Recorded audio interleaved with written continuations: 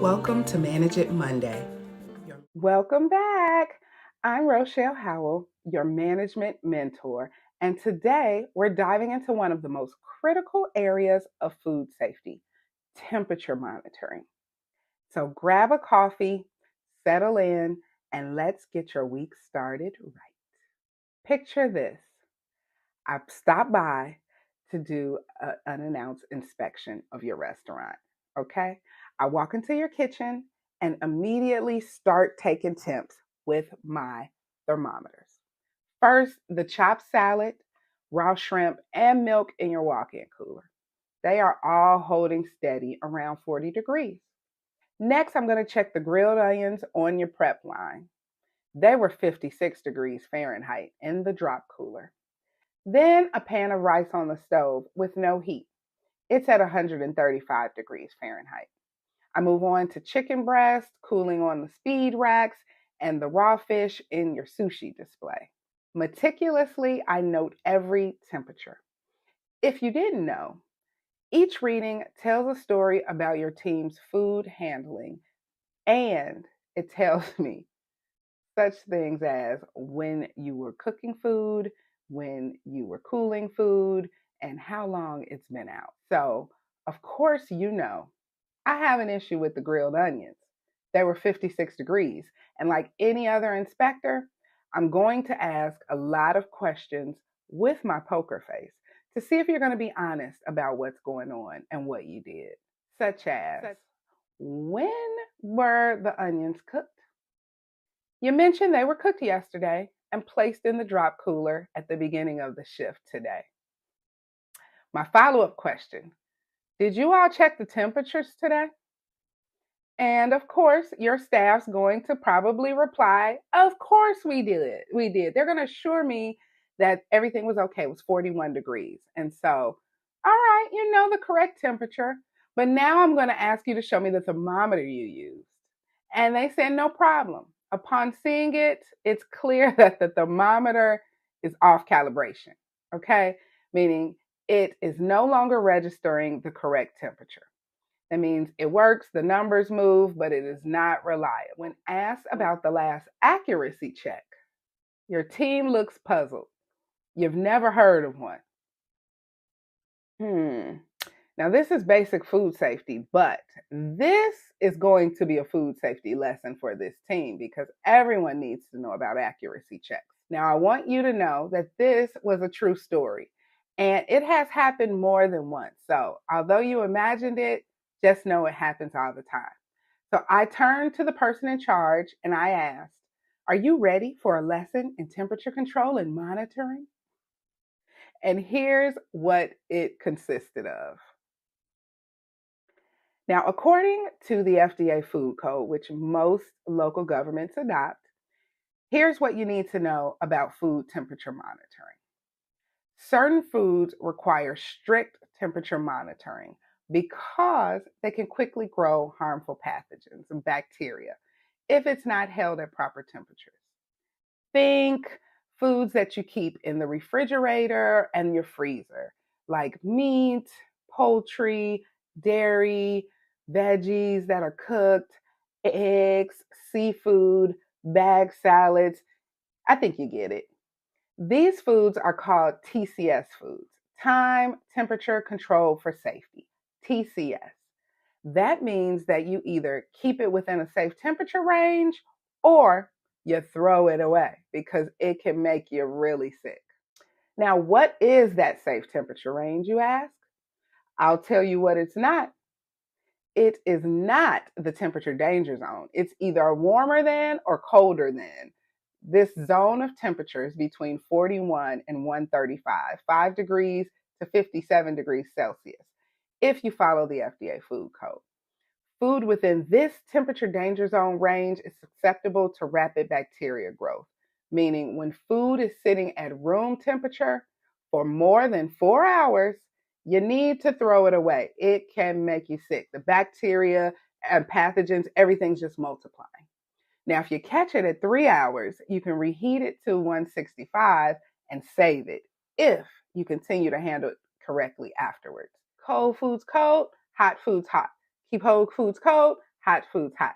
The way we determine if food is in the proper temperature zone is by using a NIST certified or accredited thermometer. Now, this is a health department requirement. Certified thermometers are calibrated to national standards, meaning that they are all aligned to register the same thing. Of course, we need them to be standardized. If it's not certified or accredited, who knows what temperature is actually measuring? Defeats the purpose. So now, even though you may get a certified thermometer, it could stop reading accurately. Maybe you dropped it a lot. Maybe you used it in the freezer, or maybe it's just old. Okay, this is what happened at our restaurant.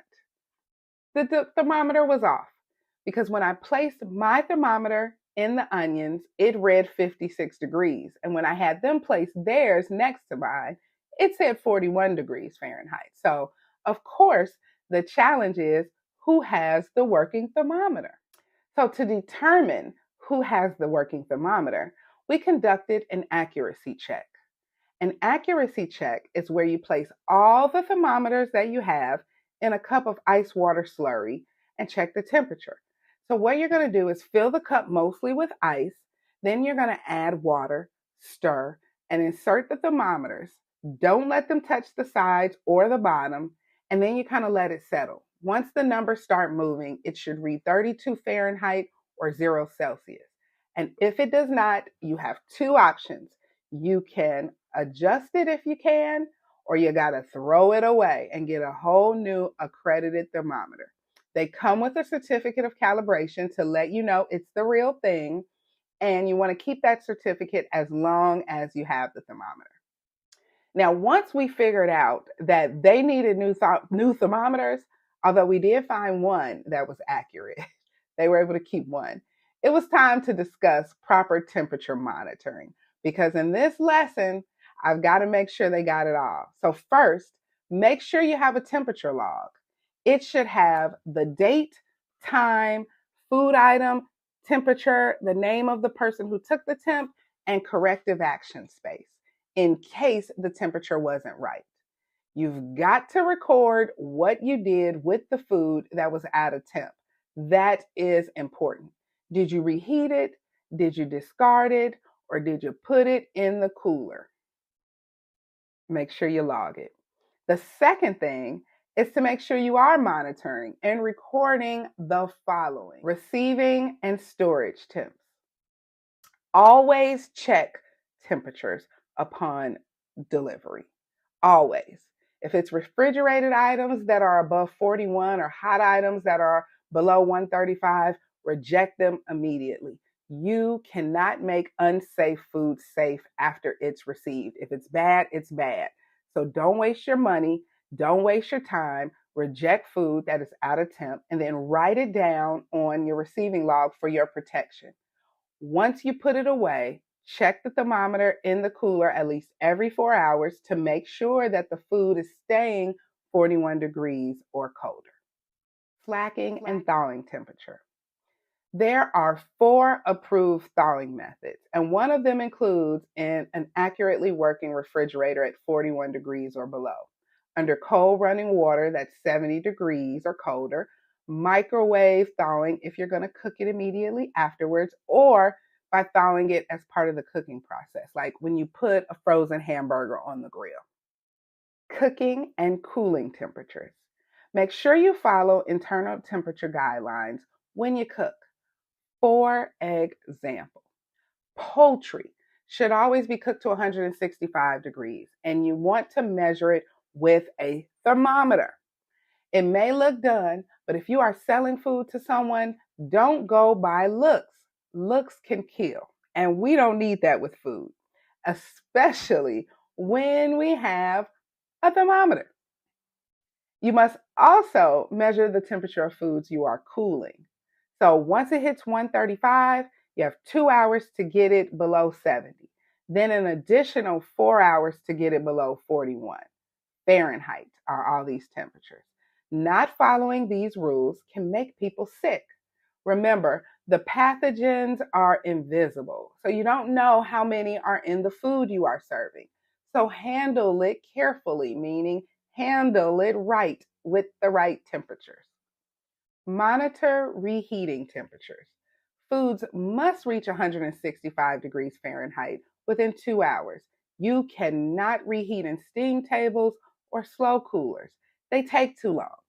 Instead, use ovens, stovetops, or microwaves to quickly reheat food to 165 degrees and then check it. Finally, monitor hot holding and transport. You want to maintain hot foods above 135 degrees Fahrenheit. Check regularly, especially if you have long transports. If the temperatures fall below 135 for more than 4 hours, throw that food away. Don't make anyone sick. Now, I told them all of these things, and that was a long lesson in the middle of inspection. But education was one of my most favorite parts of the job. And temperature monitoring was one of the easiest ways that I could determine if people were in compliance. Lack of records, non-working thermometers, and wrong temps make it a long inspection. You're going to lose some food. Consistent temperature checks, working equipment, and documentation are your best friends. They protect you, they protect your customers, and they get that health inspector out of there quickly. Remember, accurate logs and thermometer accuracy checks are critical. You must take temperatures at least every 4 hours, and you want to implement immediate corrective actions for any temperature issues. Write them down. Now, this week, I want you to conduct your thermometer accuracy checks. I want you to update your temperature logs. And then I want you to ensure your team knows the corrective actions for temperature issues. If you don't have logs, make sure you visit our shopping page on our website because we have some cool ones. This one here is a giant sticky note. You can stick them all over your coolers. And if you want some thermometer recommendations, we have those as well. Visit the link on the website. It's on the footer of the website for my favorite company.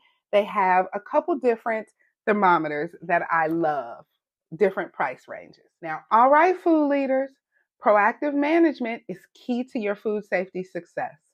I appreciate you and the food that you cook. Keep building those businesses with intention and food safety as a priority. And remember, you've got this, and I'm here to support you every step of the way. So today, I'm going to send you positive energy for a safe, successful, and productive week of proper temperature management. See you next time.